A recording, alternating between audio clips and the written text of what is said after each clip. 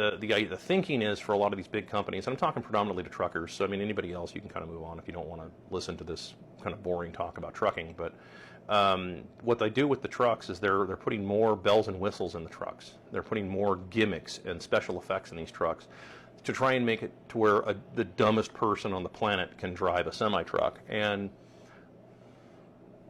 it's not going to work out. What they're going to do is they're going to just create more and more chaos and havoc on the roads, and all in the name of trying to find a race to the bottom. That is what's happening. So you're seeing this in the trucking industry, and it's probably not going away.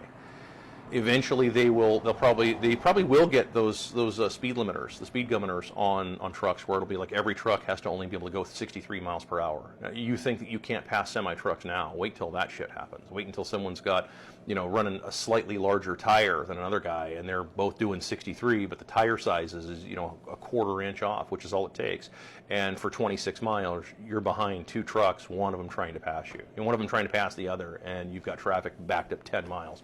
That's going to happen because what do they care, right? I mean, this is the problem. It's the downward. It's the race to the bottom. Remember, this happened in the Soviet Union. So I mean, all you guys out there, especially you guys, my communist followers, because I know I have a lot of commie followers. I'm not even picking on you guys. I'm really not. It's just that that solution isn't going to work. That just make it. You're going to get the same outcome every single time. It doesn't make any difference. I've said this before, communism, fascism, socialism, etc. The outcome for the people on the bottom of the economy, it's always the fucking same. And that's why it doesn't work. That's why you want to have hard currency. I've been over this repeatedly. You have to have hard currency, and that will solve a lot of these problems, because it takes away the power of people to pull the illusion of wealth. When they don't have the power to create the illusion of wealth for people, then those people very quickly go back to the beggars and thieves that they've always been.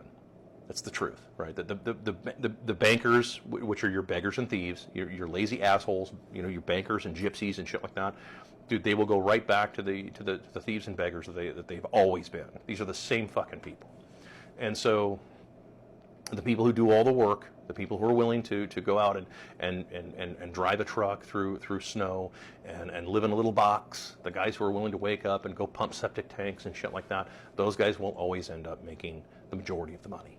Like, that's just how it always works. The people who are willing to do all the work that you don't want to do will make the money. I've said that probably 50 fucking times. Just on this channel alone, I've probably said that like 50 fucking times. It's just reality. So in the trucking industry, in case you're still here and you're still learning some of this, the trucking industry is going to probably start changing pretty rapidly. You're going to end up having, once again, rates are going to continue to come down for your owner operators, which means your competency is going to go away. All your old timers are going to go away. What's an old timer? That's a guy with like 10 years experience, right? I mean, if you have 10 years, you've got about 1 million plus miles under your belt. Those guys are usually safe million miles guys, like guys like me, okay?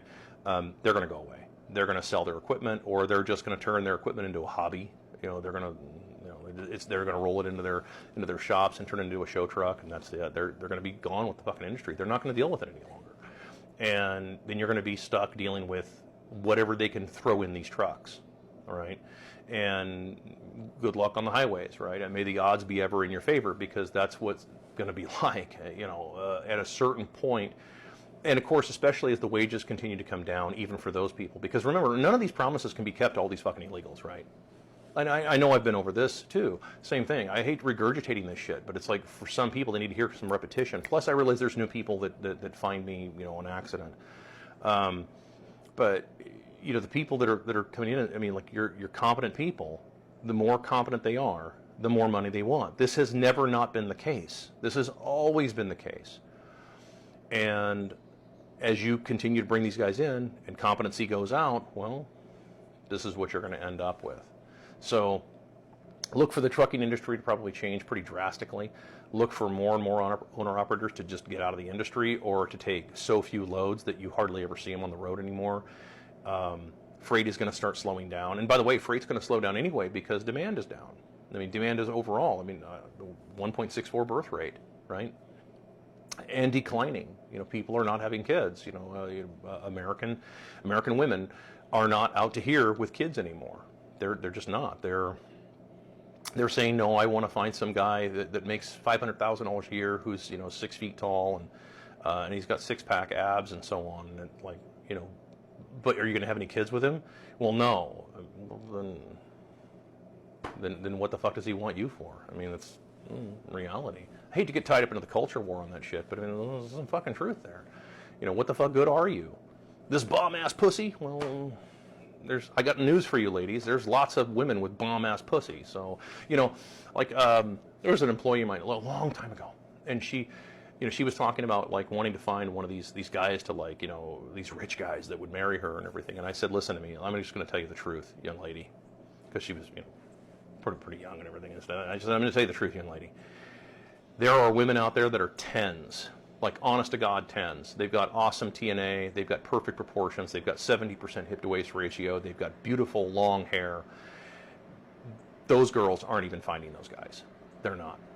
They're even those girls can't, in prime condition, when they're like 20, 22, 21, in peak physical condition, even they can't find those guys. So I'm telling, so I'm looking at you and I'm like, well, you're a kind 6, and you don't have a prayer.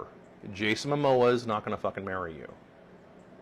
That was her big crush, and I was like, dude, he's, I mean, Jason's probably not going to do it, right? I mean, even the girls that are 10s aren't getting guys like Jason Momoa, okay? And it's just reality, okay? And there was that delusion calculator. I love that. I told somebody else about that a while back. You can go on Google and you can type it in delusion calculator, and it's some funny shit. You type in all the stats that you want in a man, and it'll tell you that your odds of you finding that kind of man is like 0.000.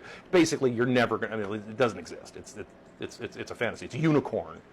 It's just not reality. So that's the trucking industry video that has ended on a culture war note. So.